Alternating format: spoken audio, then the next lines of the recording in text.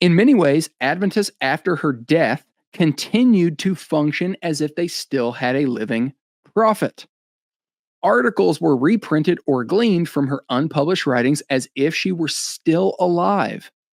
One final book manuscript appeared about Old Testament history, prophets and kings, whose last two chapters of which were pieced together from previously unpublished articles and manuscripts.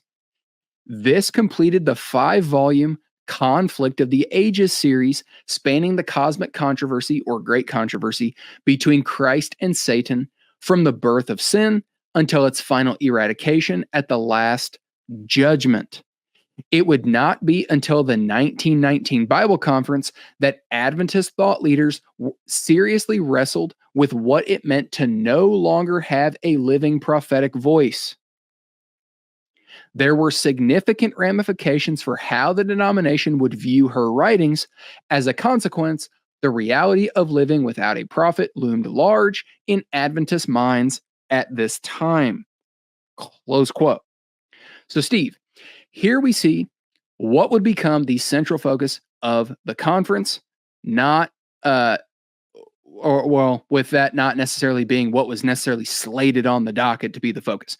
Before moving forward, though, you are a continuationist that believes that the charismatic sign gifts, or all of the gifts, are still to be normative for today.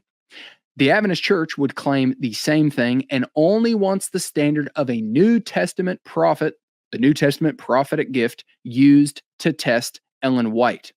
So I have a question for you regarding that. Why is the SDA Church's standard inconsistent with the way Ellen White presently functions in the movement, despite her being dead for 100 years?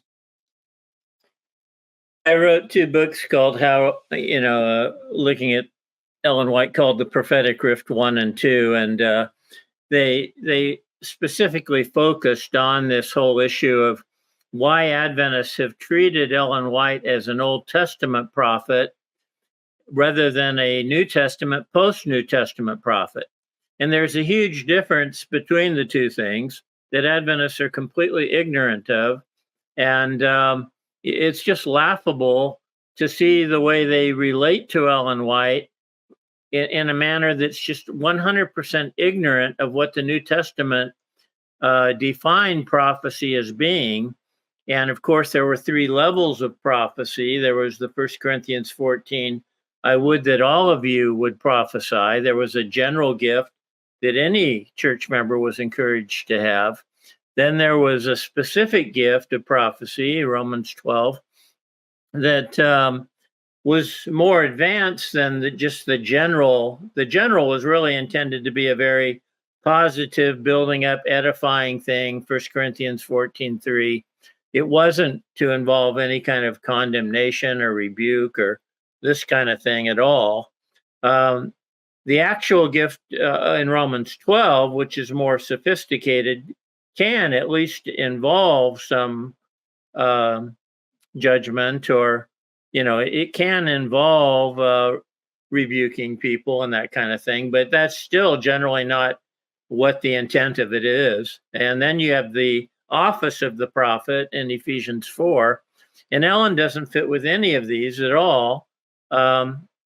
Of course, she didn't even get visions from God, in my opinion. I think it's very clear now that she made those up, or she got help from another source that wasn't God. But, the bottom line is that Adventists have no understanding of what New Testament, post-New Testament prophecy is. So they've latched onto this Old Testament view of prophecy that's completely inappropriate with regard to Ellen White. And it's no surprise that the church is completely messed up in its understanding of prophecy, its understanding of the gifts, its understanding of the Holy Spirit, claiming that the Sabbath is the seal of God rather than the Holy Spirit is just the beginning of their terrible errors in this regard. But I'm really very thankful that I had the opportunity to get out there and visit a lot of churches, be in the vineyard for several years, see the prophetic gift operate in a post New Testament way that was productive and helpful, see the other gifts operate. Adventists are these weird people who really don't believe in the gifts hardly, except for just the one, Ellen White. And once she died, it was, how can we use her to maintain? And that was the cool thing about the 1919 Bible Conference is the leadership was saying, hey, we don't want to use her this way anymore. We don't want to be guilty of this garbage anymore.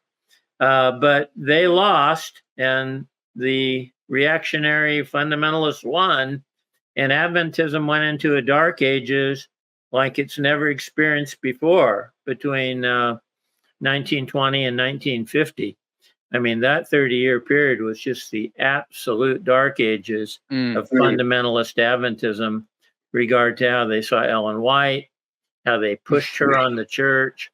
F.D. Nickel becomes the god of Adventist apologists with his thousands and thousands of apologetic pages written, culminating in Ellen G. White and her critics, which growing up for me, that's what all I heard.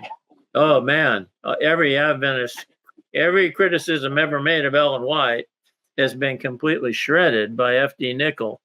Well, it took a long time for me to actually study Nickel's writings and realize the guy was a complete deceiver, a misuser of source documentation who completely misrepresented some of the most crucial things about Ellen White.